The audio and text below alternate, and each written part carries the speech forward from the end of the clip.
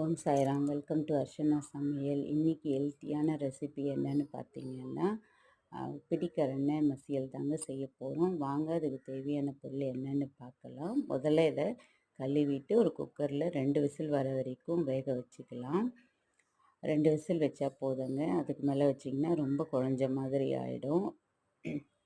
இதுக்கு தேவையான பொருள் ரெண்டு சைஸ் பெரிய வெங்காயம் வச்சுருக்கேன். கொஞ்சமாக பூண்டு தோலோடு தட்டி வச்சுருக்கேங்க. 2 தக்காளி பழம், கொஞ்சமாக கருவேப்பிலை. இவ்வளோ தாங்க இதுக்கு தேவையான பொருள். வாங்க இதை எப்படி செய்கிறதுன்னு பார்க்கலாம். ஒரு கடாயை சூடு பண்ணிக்கோங்க. கொஞ்சமாக நல்லெண்ணெய் விட்டுக்கோங்க.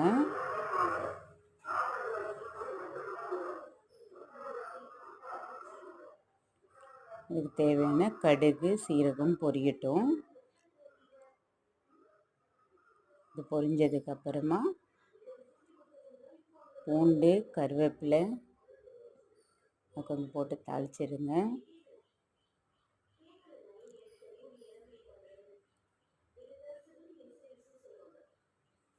நெக்ஸ்ட் என்ன பார்த்தீங்கன்னா வெங்காயம் போட்டுடலாம். வெங்காயம் கண்ணாடி பதம் வர வரைக்கும் கொஞ்சம் வதக்கலாம். இந்த கருணக்கிழங்கு சாப்பிட்றதுனால என்ன ஒரு பெனிஃபிட் அப்படின்னு பார்த்தீங்கன்னா, குழந்தைங்களுக்கு மலச்சிக்கல் ஏற்படுது பார்த்திங்களா, குழந்தைங்களுக்கும் பெரியவங்களுக்கும் அதெல்லாம் சரி பண்ணிடும். இன்னும் பைல்ஸுக்கு இது அருமையான மருந்துன்னு சொல்கிறாங்க.